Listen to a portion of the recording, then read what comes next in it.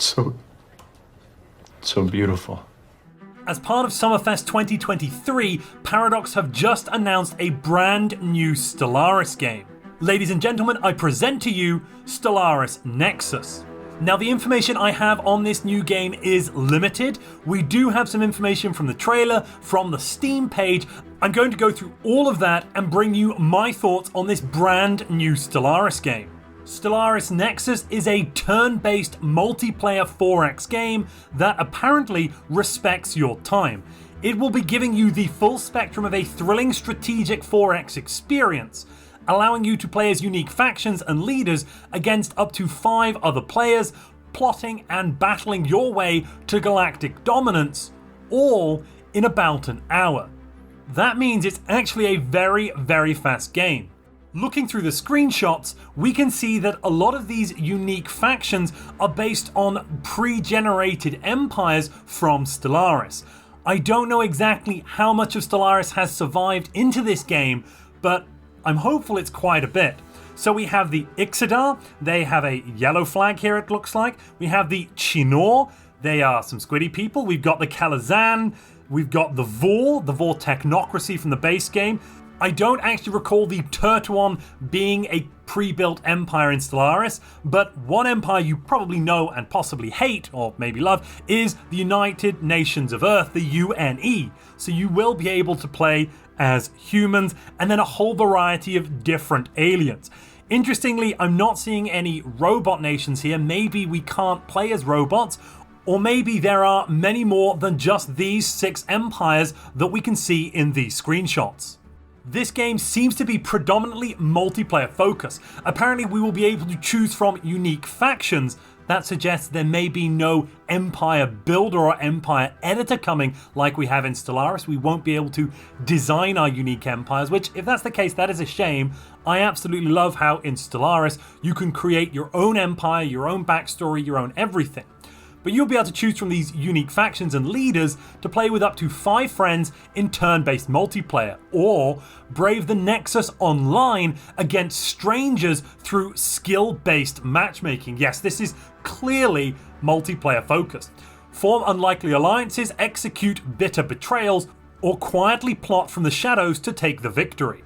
Now, I'm actually starting to get very Twilight Imperium vibes from this so far. So you'll start from your safe haven of your homeworld on the edge of the galaxy somewhere and rapidly expand your reach across the galaxy to explore and occupy new systems and eventually take control of the galactic throne world, Nexus.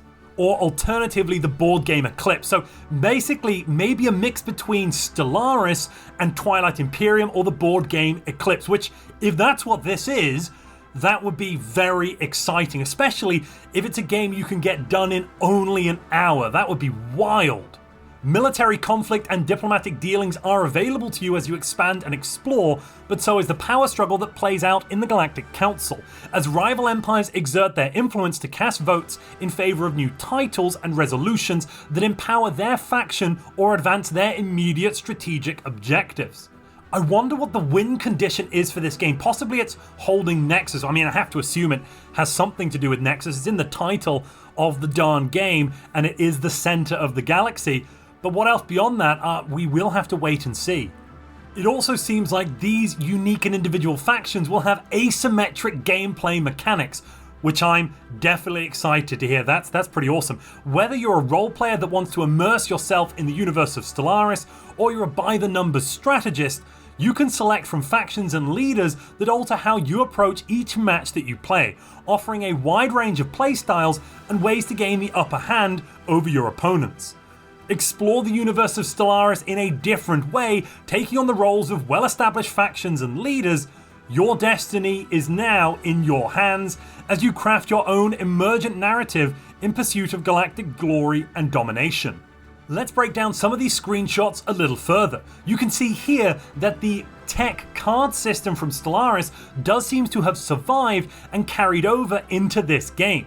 We can see here there is physics, nanotech, and social research. I assume nanotech is basically the equivalent here of engineering, and there are 3 cards each that we can choose from and research.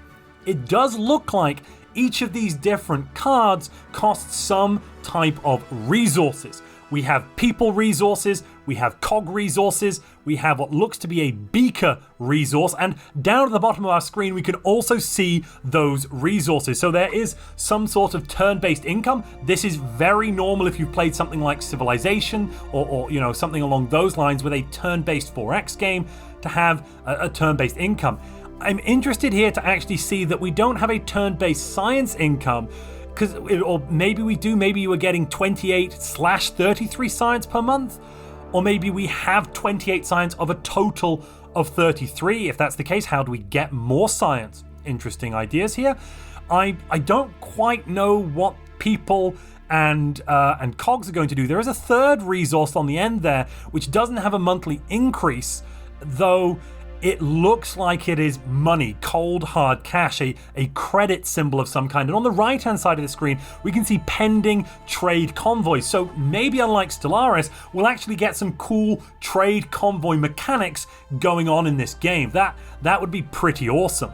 Otherwise, it does look like, looking through these texts here, this game is going to have a whole lot of depth. We've got shields, all fleets get +1 wrenches, starbases get +20 swords. I love the fact that starbases get swords. It means they can dragon slay with their swords. That's amazing. Reduces the people penalty for hostile theater, I guess, in your systems by 50%. No idea what that does. I can't wait to find out.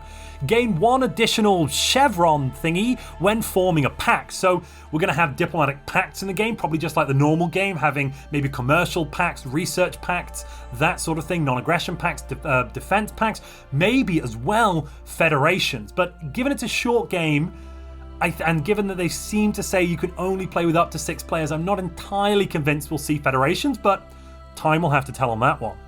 Now, something I'm very excited by is what looks to be a different take on the espionage system than we have in Stellaris. A take that might be much more powerful than anything we actually have in Stellaris at present. Here you can see that you can do things like a coup, which will revert a system to neutral control, and this plot takes time increased by population level on the planet. So you can actually remove, through espionage, the control of other systems from your opponents, probably without even having to go to war with them. You can also steal technology, sabotage buildings, steal resources, get vision, destroy shielding, all sorts of weird and crazy things that actually I kind of wish were in the base Stellaris game. This looks really exciting. I'm very interested to see how they've implemented mechanically ship battles and engagements in this game. Looking at this screenshot, we can see that fleets seem to have some sort of military power represented by 2 crossed swords. They also have some indicator below that of squares. The more squares they have, possibly the better. Though, having said that, there is one ship here, a massive ship with only a single square at a whopping 110 power, making it pretty much the most powerful fleet or ship we can see on this screenshot. Also, looking down at that little planet there seems to again be this theater symbol of a different color. I don't know what that does. That's interesting. We've got some swords, not cross swords here, just these red swords, and there's 6 of those on the planet. Maybe those are ground armies, something to do with ground combat, possibly.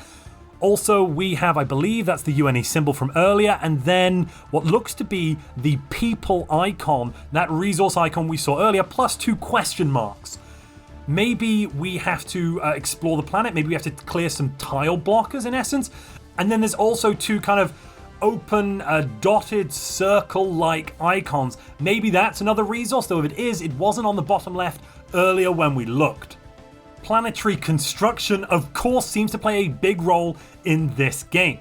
We have housing, so yes, that symbol earlier, we see we have housing in our colleges. That gives us +1 or +2 of that dashed circle symbol. Maybe that is like a building slot, and we need to use those to build our buildings. So we have commerce districts here, producing 1 of the cog resource and 1 of the 2 arrows resource. I wonder what that 2 arrows resource is. Commerce districts suggest it's something to do with a commercial pact. Maybe that has to do with trade value, maybe. Weapons manufacturer produces something weird, so +6, and I don't know what that symbol is. Like tech, that seems to be 1 number / another, so maybe that's some sort of limit modifier. Hard to say. Trooper barracks here give us to red swords, so that I think backs up my idea earlier that red swords are ground armies in the game. Maybe we get them off into space somehow, and like in the regular Stellaris, we move our transport ships around to invade planets. What is very cool here is ground batteries. So something players have been asking for in Stellaris for a long time is ground-based defenses that can shoot into orbit. And with these ground batteries, they have the +10 cross sword symbol, which as we saw earlier was space military power. So we'll be able to build ground defensive batteries that can shoot up into space. There's also a bunch of icons underneath these buildings. Some of them are highlighted, some of them aren't. Yeah, if anyone has any ideas what those could be, I'd love to hear from you. Please leave a comment down below. Jumping back to the very first screenshot we looked at, there's something down on the bottom left other than the resources I want to draw your attention to. We have Explore, Command, and Politics. Now those sound very much like the special cards you get in Twilight Imperium, the strategy cards you have to pick from at the start of your turn. Maybe like Twilight Imperium, they have some sort of draft system. You pick a special strategy card and it will do something. When you pick this card, based on people having not picked it previously, it looks like you get some resources. Here we can see Explore and Command looks like it possibly gives you 2 people, whereas Politics only gives you 1. And then maybe this does something special. Perhaps, it does say the word edicts underneath, perhaps these, instead of being called strategy cards, are called edicts. We don't know what those edicts do yet, but I would be very interested in finding out. Overall, I am very excited to find out more information about this brand new Stellaris game and sink my teeth into it.